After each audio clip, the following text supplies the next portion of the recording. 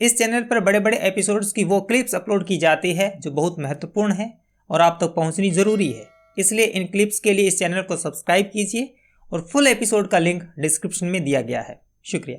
लेकिन शहजाद जी, क्या आप इस बात को फील करते हैं कार्यकर्ता होने के नाते भाजपा के कि प्रधानमंत्री मोदी जी की छवि को तमाम नेताओं से बड़ा करके प्रोजेक्ट किया गया या फिर उन्होंने वो मुकाम हासिल किया, ये अलग बात है। क्या इसका भी असर, क्योंकि भाजपा छोटे से छोटा चुनाव भी बड़े से बड़ा चुनाव भी मोदी जी की तस्वीर पे लड़ रहा है, इस बात को नकारा नहीं जा सकता है। क्या इसका भी, उसका प्रभाव भी ज़मीनी स्तर पर पड़ा इस चुनाव के अंदर? देखिए, मुझे लगता है कि जब भी कोई चुनाव लड़ते हैं तो उसमें अलग अलग फैक्टर्स तो चुनाव में होते ही हैं।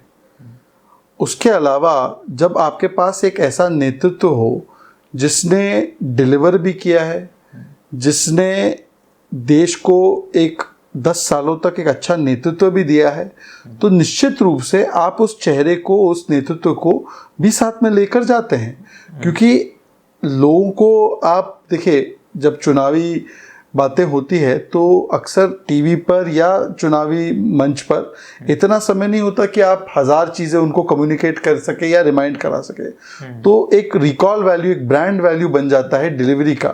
एक चेहरे से वो जुड़ जाता है। मोदी जी के चेहरे से लोगों ने देखा है कि मोदी जी डिलीवर करते हैं, मोदी जी की गारंटी, मतलब चीज़ पूरी होने की गारंटी है।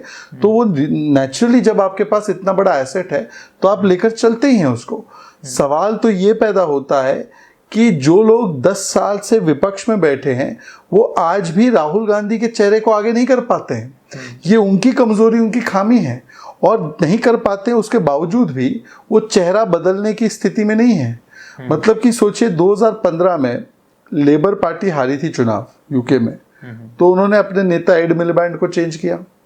उसके बाद 2019 में फिर से लेबर पार्टी हारी, तो उनका उस समय नेता जेरेमी कॉर्बिन था, उसको चेंज किया।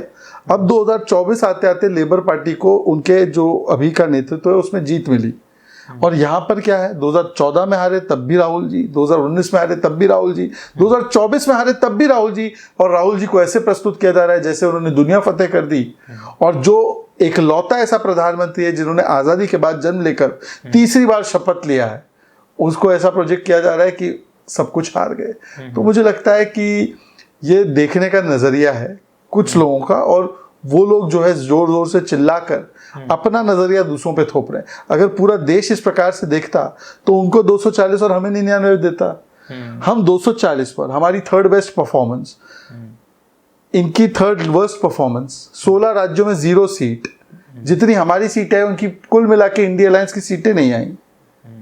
हमने मध्य प्रदेश में स्वीप किया, हमने गुजरात में स्वीप किया, हमारा अलायंस बिहार में स्ट्रांगली जीता, आंध्र में स्वीप किया। पहली बार हमारी सरकार ओडिशा में बनी।